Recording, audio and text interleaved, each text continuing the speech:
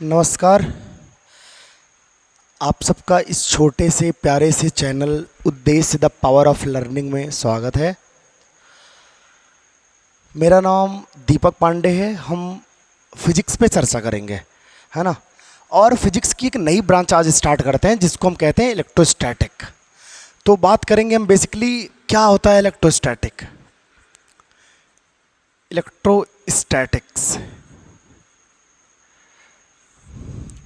Electrostatics physics की एक ऐसी ब्रांच है जिसमें हम इलेक्ट्रिक चार्ज को एट रेस्ट पे अज्यूम करते हैं या बहुत ही स्लोली वेलोसिटी से बहुत ही स्लोली मूव कर रहा हो। फिर हम चार्ज के अगर बिहेवियर के बारे में स्टडी करें या उसके प्रॉपर्टी के बारे में स्टडी करें तो that branch is called electrostatics, है ना। मीन्स दैट इस पूरी ब्रांच में हम चार्ज को हमेशा ऑलवेज एट रेस्ट पर जूम करेंगे और फिर चार्ज की बिहेवियर के बारे में पढ़ेंगे, चार्ज की प्रॉपर्टी के बारे में पढ़ेंगे।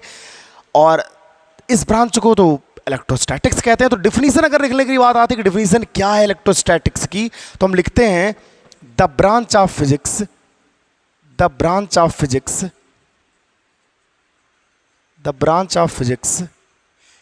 in which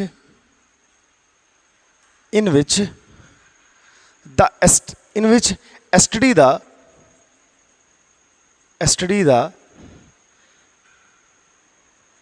behavior and property of electric charge at rest or very slowly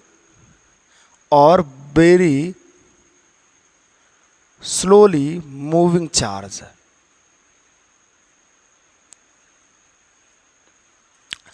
तो ये है हम electrostatics, the branch of physics in which study the behaviour and property of electric charge at rest और very slowly moving charge. That branch is called moving charge is called electrostatics।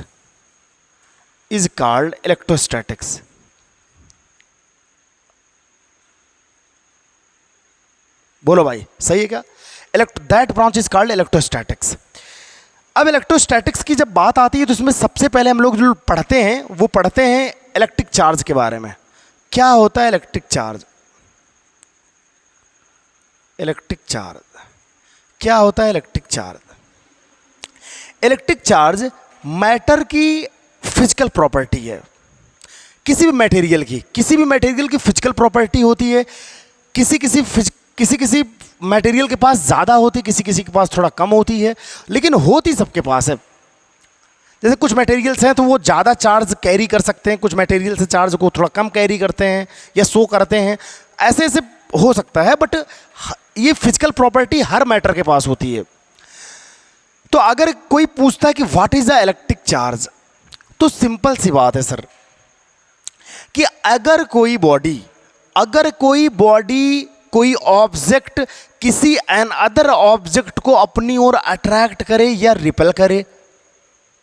मान लो एक minute के लिए object के साथ कुछ ऐसा हुआ कि ऑब्जेक्ट एन अदर ऑब्जेक्ट को या तो अपनी ओर अट्रैक्ट करने लगी या तो रिपेल करने लगी, तो आप कहोगे कि जो ऑब्जेक्ट रिपेल या अट्रैक्ट कर रही थी उस ऑब्जेक्ट पर चार्ज है।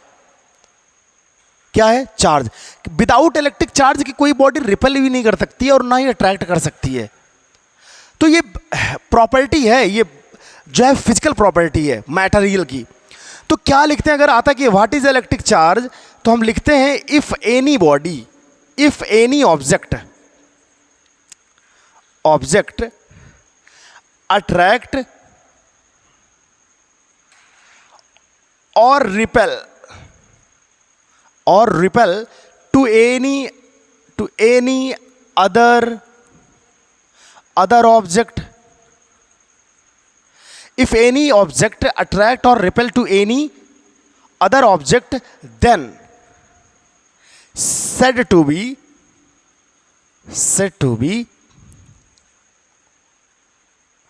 object having charge। ऑब्जेक्ट ने क्या रखा है अपने पास? चार्ज आ गया वो ऑब्जेक्ट पे। Object having charge.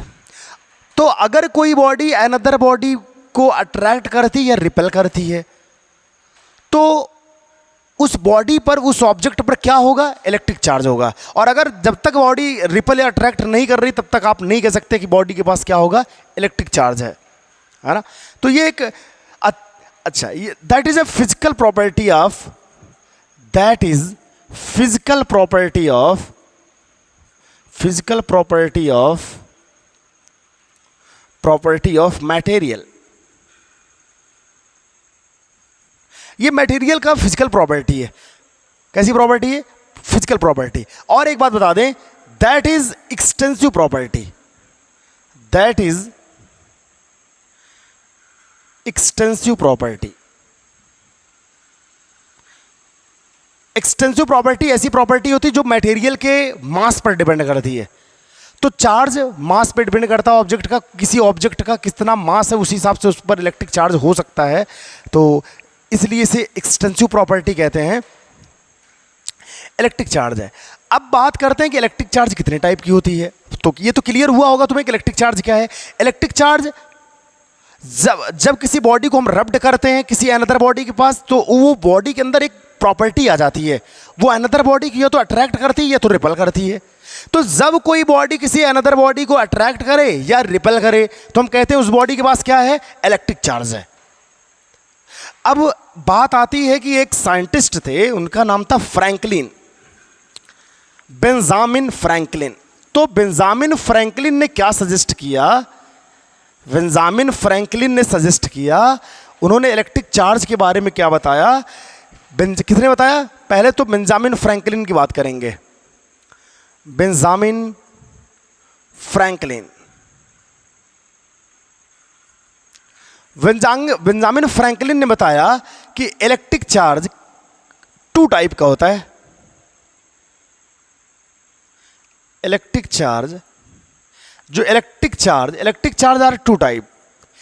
एक तो पॉजिटिव चार्ज, दूसरा नेगेटिव चार्ज। एक तो किसी बॉडी पर पॉजिटिव चार्ज हो सकता है, किसी बॉडी पर नेगेटिव चार्ज होता है। Means that electric charge are 2 type. और फिर उन्होंने इनकी एक बेहतरीन प्रॉपर्टी के बारे में स्टडी करी। क्या स्टडी करी? कि 2 पॉजिटिव चार्ज, बात ध्यान से सुनना तुम, इलेक्ट्रिक चार्ज 2 टाइप का होता है, एक तो पॉजिटिव, दूसरा नेगेटिव। अच्छा, तो अगर कोई 2 ऑब्जेक्ट, जैसे एक पर पॉजिटिव चार्ज हो दूसरे पर भी पॉजिटिव चार्ज हो, उनको हम एक दूसरे के पास लाते हैं, नियर अबाउट लाते हैं, तो वो दोनों ऑब्जेक्ट एक दूसरे को रिपेल करते हैं। रिपेल मीन्स दूर भागते हैं एक दूसरे से, पास नहीं आते वो। अगर एक पर पॉजिटिव चार्ज है दूसरे पर पॉजिटिव चार्ज है। और उन्होंने और क्या कहा? उन्होंने कहा कि अगर एक बॉडी पर लेट कर लो कि एक बॉडी पर नेगेटिव चार्ज है, दूसरे बॉडी पर भी नेगेटिव चार्ज है। हम मान लेते हैं कि एक बॉडी पर नेगेटिव चार्ज है, दूसरे बॉडी पर भी नेगेटिव चार्ज है। अगर इन दोनों बॉडी को एक दूसरे के पास लाओगे तो ये पास नहीं आएंगे, ये रिपेल करेंगे एक दूसरे को। मींस दैट दूर भागेंगे, ये दोनों कभी पास नहीं आएंगे। तो बेंजामिन फ्रैंकलिन ने एक स्टेटमेंट दिया सबको कि लाइक चार्ज मतलब सेम चार्ज। मीन्स दैट एक पॉजिटिव चार्ज होगा, दूसरा भी अगर पॉजिटिव हो तो लाइक चार्ज का मतलब एक नेगेटिव चार्ज हो दूसरा भी नेगेटिव चार्ज हो। अगर लाइक चार्ज है तो लाइक चार्ज हमेशा रिपेल करता है। तो उन्होंने एक स्टेटमेंट कहा, like charge repel to each other, like charge repel to each other, repel to each other, like charge repel to each other. और उन्होंने एक स्टेटमेंट दिया। क्या स्टेटमेंट दिया? कि अगर एक तुम्हारे पास पॉजिटिव चार्ज है सपोज दैट, और दूसरा एक नेगेटिव चार्ज है तुम्हारे पास, और इन दोनों को चार्ज को पास लाते हो, मतलब एक बॉडी के पास पॉजिटिव चार्ज है दूसरे बॉडी पर नेगेटिव चार्ज है, दोनों को पास लाते हो, तो ये दोनों एक दूसरे को अट्रैक्ट करती हैं, मतलब अपनी तरफ खींचती हैं, एक दूसरे से मिलना चाहती हैं। और अगर मान लो एक बॉडी पर नेगेटिव चार्ज है दूसरे पर भी पॉजिटिव, बात तब भी यही केस हुआ, ये दोनों एक दूसरे को क्या करेंगी? अट्रैक्ट करेंगी, एक दूसरे के पास जाना चाहेंगी। तो बेंजामिन फ्रैंकलिन ने एक स्टेटमेंट दिया, सबको बताया कि unlike charge attract to each other means unlike charge का मतलब अगर एक पॉजिटिव है तो दूसरा नेगेटिव है, अगर एक पॉजिटिव है दूसरा नेगेटिव है। अगर अनलाइक चार्ज हैं और दोनों को पास पास चलाते हैं तो दोनों एक दूसरे के पास आना चाहते हैं, अट्रैक्ट करते हैं एक दूसरे को। ये चार्ज की प्रॉपर्टी है सर। इलेक्ट्रिक चार्ज किसी बॉडी पर चार्ज आ जाता है, आता है, तो जब किसी बॉडी के पास चार्ज आता है तो वो बॉडी किसी अनदर बॉडी को अट्रैक्ट या रिपेल करती है। और इलेक्ट्रिक चार्ज टू टाइप का होता है, एक पॉजिटिव चार्ज, दूसरा नेगेटिव चार्ज। पॉजिटिव पॉजिटिव या नेगेटिव नेगेटिव चार्ज एक दूसरे को अट्रैक्ट करते हैं, मतलब सारी रिपेल करते हैं। और पॉजिटिव या नेगेटिव चार्ज मतलब अनलाइक चार्जेस एक दूसरे को अट्रैक्ट करते हैं और लाइक चार्जेस एक दूसरे को रिपेल करते हैं। ये चार्ज की प्रॉपर्टी है। सही। अब बात आती है सर कि चार्ज की किसी बॉडी पे पॉजिटिव या नेगेटिव चार्ज आता कैसे है। किसी बॉडी पर पॉजिटिव चार्ज आता है तो क्यों आता है, ये सवाल है आपसे। क्या आपको पता है इसके बारे में कि किसी बॉडी पर पॉजिटिव चार्ज आता है तो क्यों आता है, क्या रीजन है। और किसी बॉडी पे अगर नेगेटिव चार्ज आता है तो क्यों नेगेटिव चार्ज आता है, क्या रीजन है। इस बात को समझने के लिए मुझे एक टॉपिक पढ़नी पड़ेगी जिसका नाम है electron theory. Electron theory, electron theory of electric charge.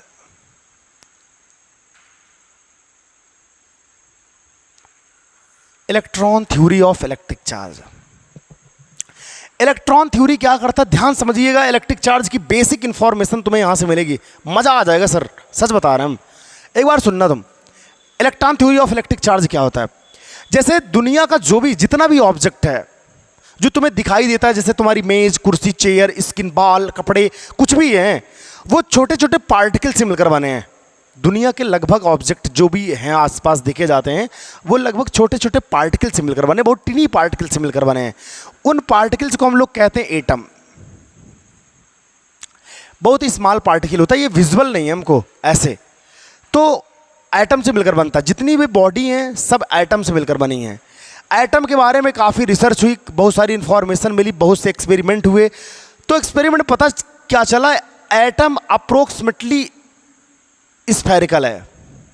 जो एटम होता है वो अप्रोक्सीमेटली स्फेरिकल होता है। हम एटॉमिक स्ट्रक्चर के बारे में जानना चाहते हैं, इलेक्ट्रॉन थ्योरी के बारे में। एग्जैक्टली एटॉमिक मॉडल की बात नहीं कर रहे हैं सर, आप बेसिकली समझ लीजिए आप इसको, बेसिक चीज़ें क्या है। तो जो एटम है, जितने भी ऑब्जेक्ट हैं आसपास आपको दिखते हैं, ग्लास रॉड है, सिल्क है, और कपड़े हैं, पेन है, कागज़ हैं, कुछ भी है तुम्हारे पास, वो किससे मिलकर बना है, एक छोटे छोटे पार्टिकल से मिलकर बना है, जिसे हम लोग क्या कहते हैं, जिसे हम लोग एटम कहते हैं। एटम स्फेरिकल होते हैं। एटम के सेंटर में छोटा सा पार्ट होता है जिसे हम न्यूक्लियस कहते हैं सर। क्या कहते हैं, न्यूक्लियस। न्यूक्लियस कहते हैं सर। न्यूक्लियस में 2 टाइप के पार्टिकल होते हैं, 2 प्रकार के पार्टिकल होते हैं। एक का नाम है न्यूट्रॉन, दूसरे का नाम है प्रोटॉन। न्यूट्रॉन पर सर कोई चार्ज नहीं होता, न्यूट्रल मीन्स न्यूट्रल पार्टिकल होता है, इस पर कोई चार्ज नहीं होता। प्रोटॉन पर पॉजिटिव चार्ज होता है सर। और ये न्यूक्लियस में न्यूट्रॉन होते हैं, प्रोटॉन होते हैं। न्यूट्रॉन पर कोई चार्ज नहीं, न्यूट्रल होता है। प्रोटॉन पर पॉजिटिव चार्ज होता है। तो न्यूक्लियस में न्यूट्रॉन और प्रोटॉन रहते हैं, तो न्यूट्रॉन पर कोई चार्ज नहीं, प्रोटॉन पर पॉजिटिव चार्ज। ये पूरा पूरा न्यूक्लियस किस चार्ज की तरह बिहेव करेगा, पॉजिटिव चार्ज की तरह। अरे बोलो, किस चार्ज की तरह बिहेव करेगा, पॉजिटिव, क्योंकि न्यूट्रॉन पे कोई चार्ज नहीं, प्रोटॉन पर प्लस चार्ज है, तो ये पॉजिटिव चार्ज की तरह बात करेगा। बोलो भाई, सही है, ठीक है। अब न्यूक्लियस के अराउंडिंग में सर्कुलर ऑर्बिट होती हैं।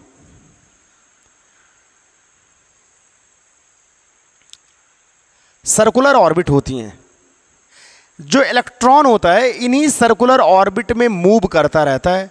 एक थर्ड पार्टिकल है, इस थर्ड पार्टिकल का जो नाम है वो इलेक्ट्रॉन है। इलेक्ट्रॉन पर कौन सा चार्ज होता है, निगेटिव। तो जो ये इलेक्ट्रॉन है इस पर निगेटिव चार्ज होता है। ये अराउंडिंग टू न्यूक्लियस रिवॉल्व करते रहते हैं सर्कुलर ऑर्बिट में यूनिफॉर्म वेलोसिटी से।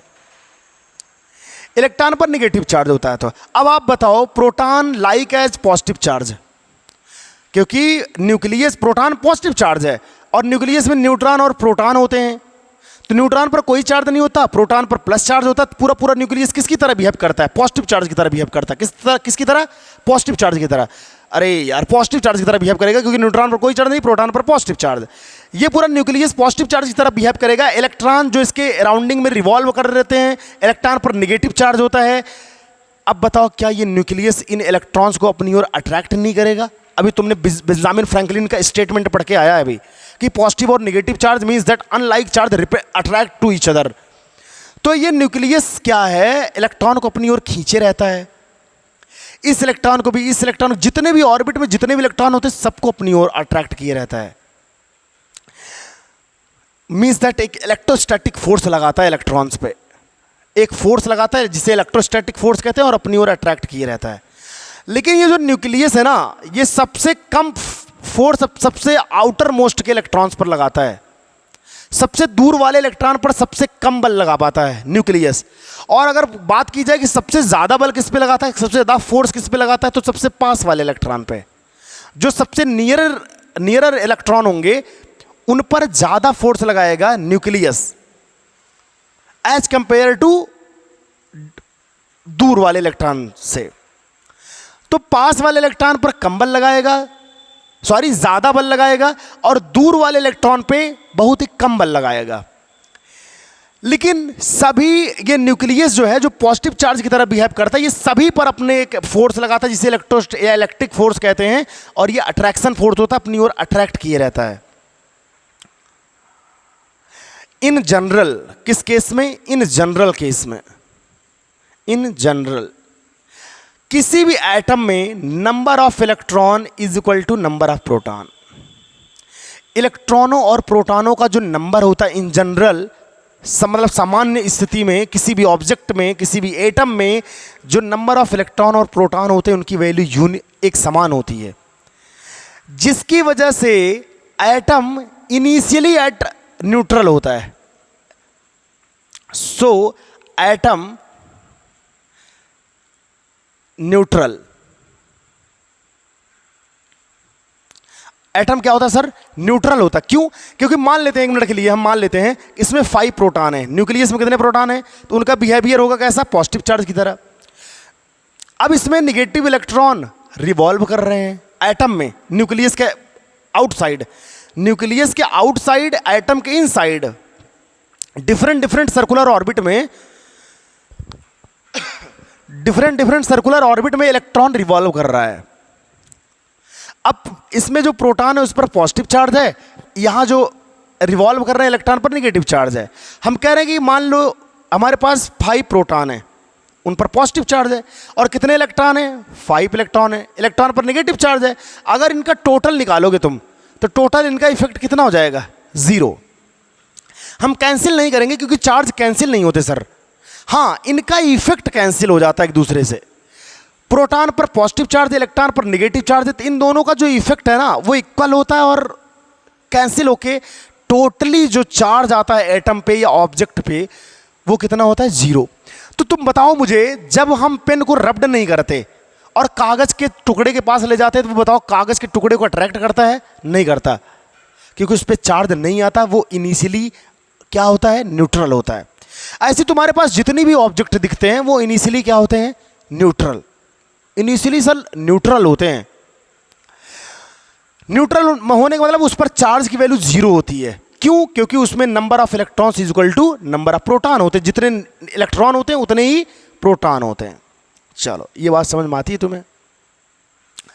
अब इसी एटम से एक न्यूट्रल एटम है, जितने नंबर ऑफ प्रोटॉन है न्यूक्लियस में, न्यूक्लियस के बाहर डिफरेंट सर्कुलर ऑर्बिट में इलेक्ट्रॉन नेगेटिव चार्ज लेके मूव कर रहे हैं।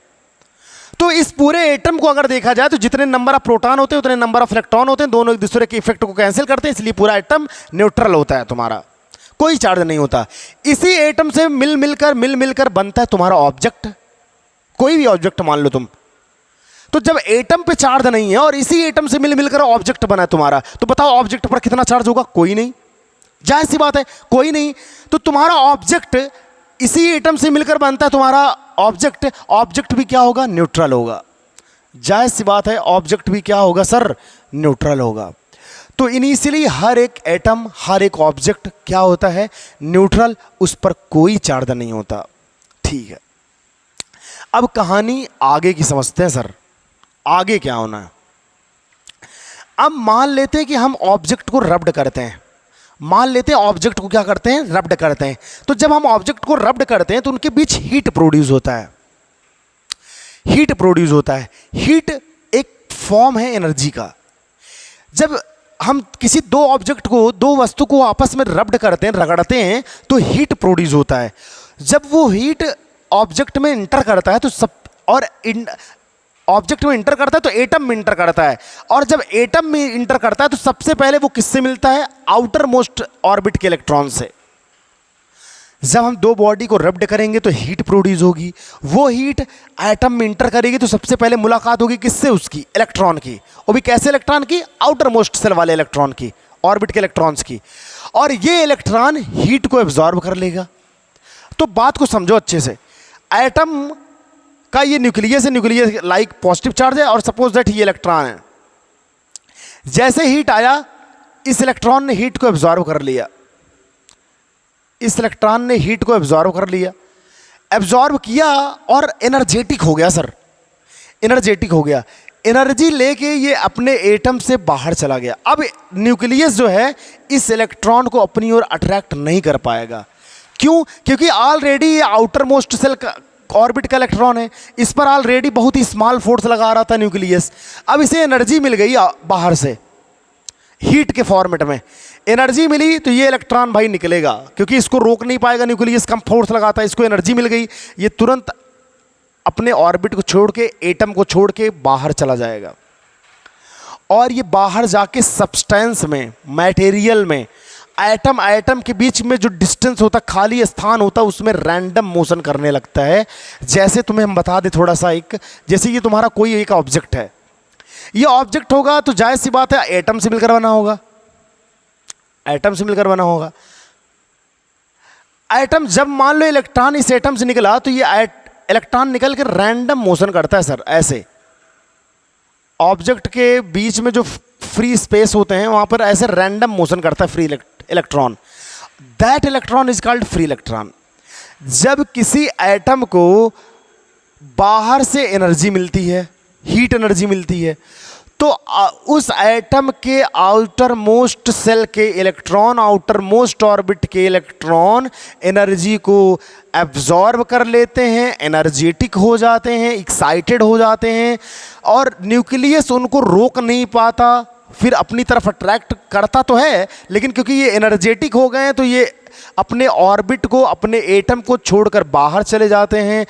सब्सटेंस में एटम एटम के बीच में जो स्पेस होता है, एम्प्टी स्पेस होता है, वहाँ पर ये रैंडमली मूव करने लगते हैं, फ्रीली मूव करने लगते हैं। That electron is called free electrons.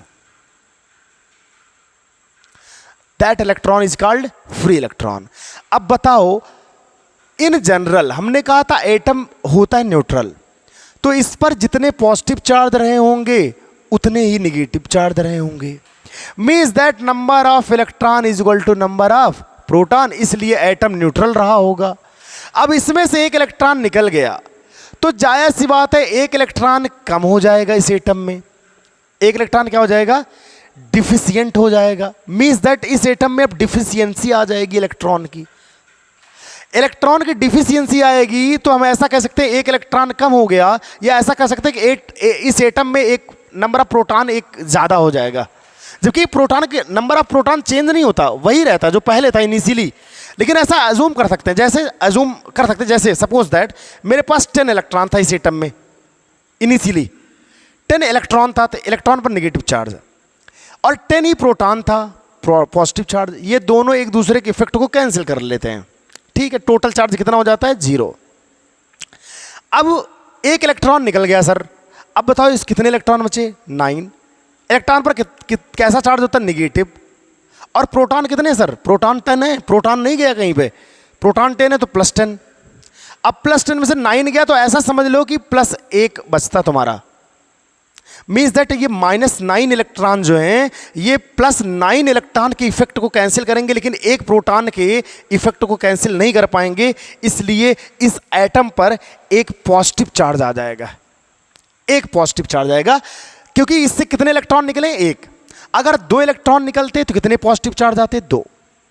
3 electron निकलते तो कितने पॉजिटिव चार्ज आते? 3। तो कोई भी एटम जितना इलेक्ट्रॉन रिलीज करता है, इमिट करता है, उस पर उतने ही पॉजिटिव चार्ज आते हैं।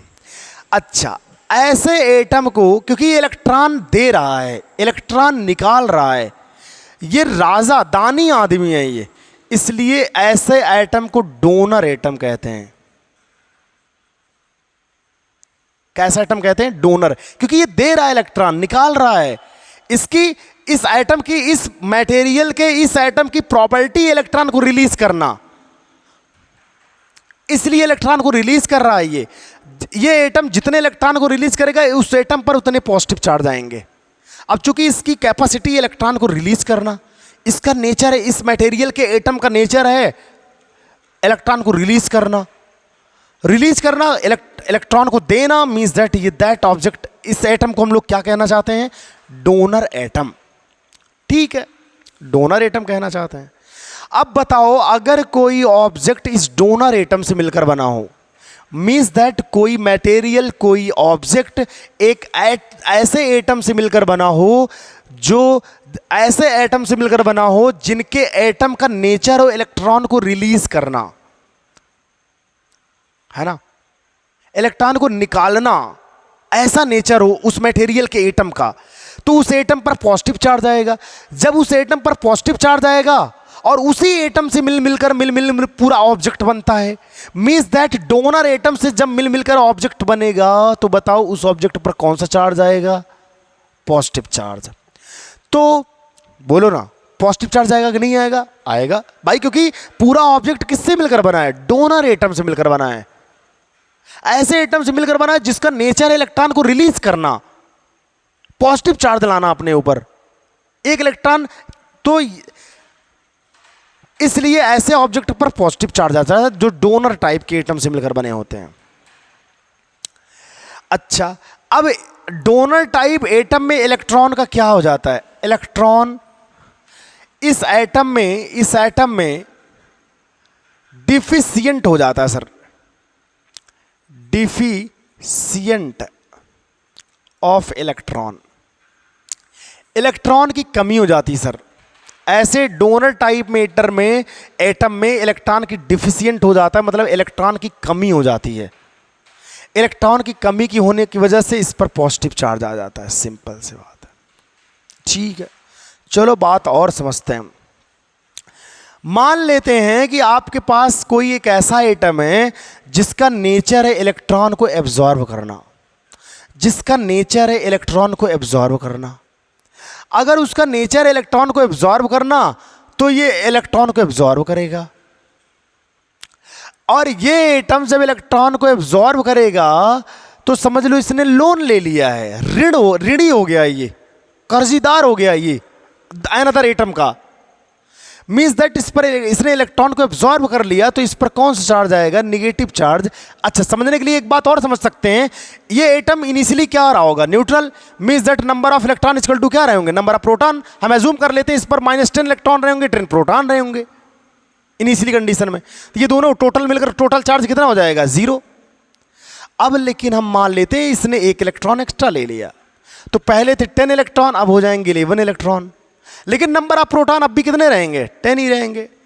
तो 10 प्रोटॉन 10 इलेक्ट्रॉन के इफेक्ट को कैंसिल करेगा, लेकिन 1 इलेक्ट्रॉन का इफेक्ट अभी इस एटम में बचेगा, जिसकी वजह से तुम्हें माइनस चार्ज आएगा। मींस दैट इस एटम पे जो एटम इलेक्ट्रॉन को एब्जॉर्ब करता है उस पर निगेटिव चार्ज आता है, और इस टाइप के एटम को हम लोग एक्सेप्टर एटम कहते हैं।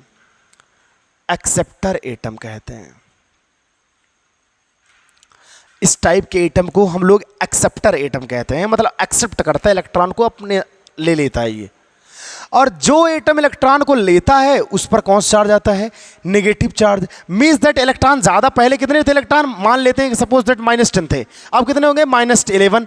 मीन्स दैट इलेक्ट्रॉन ज़्यादा हो गए इस पे।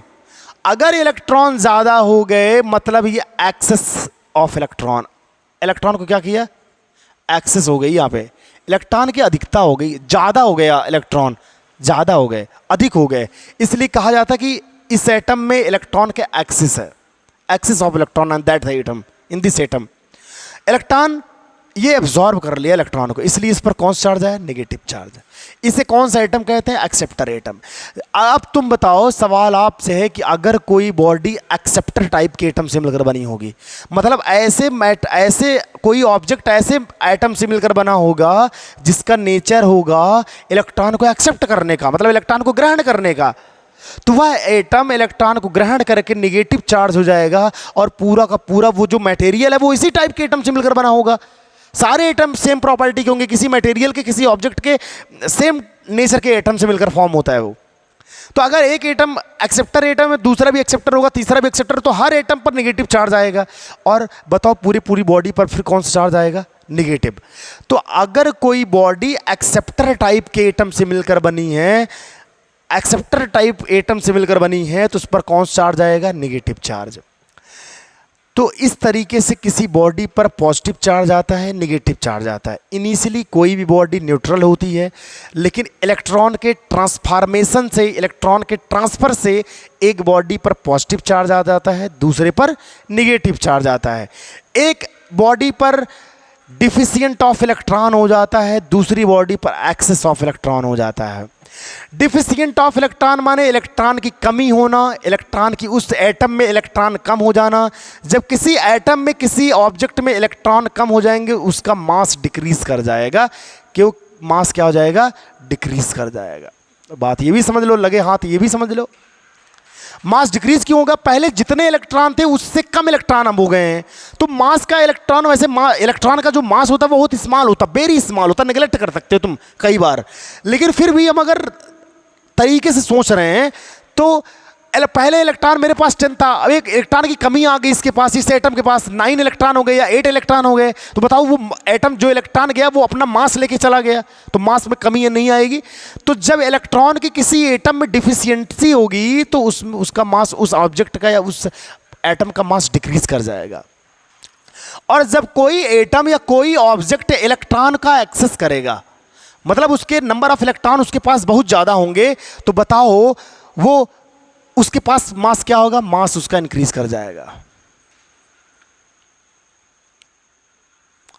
तो जो एटम या जो ऑब्जेक्ट इलेक्ट्रॉन का एक्सेस करता है, मतलब जिसके पास इलेक्ट्रॉन एक्सेस होती है, उसका मास इंक्रीज करता है। और जो एटम डिफिशिएंट ऑफ इलेक्ट्रॉन होता है, जिसमें डिफिशिएंसी ऑफ इलेक्ट्रॉन होता है, जिसमें इलेक्ट्रॉन की कमी होती है, उसका मास डिक्रीज हो जाता है। ये थी electron theory of the electric charge. मतलब किस रीज़न क्या है किसी बॉडी पर पॉजिटिव चार्ज आता है तो नेगेटिव चार्ज, क्योंकि हर एक बॉडी छोटे छोटे एटम से मिलकर बनी होती है। एटम के बीच में न्यूक्लियस होता है, न्यूक्लियस पे न्यूट्रॉन और प्रोटॉन होते हैं, प्रोटॉन पर पॉजिटिव चार्ज, न्यूट्रॉन पे कोई चार्ज नहीं, न्यूट्रल होता है। और न्यूक्लियस के बाहर एटम के इनसाइड इलेक्ट्रॉन रिवॉल्व करते हैं सर्कुलर ऑर्बिट पर, इलेक्ट्रॉन पर नेगेटिव चार्ज होता है।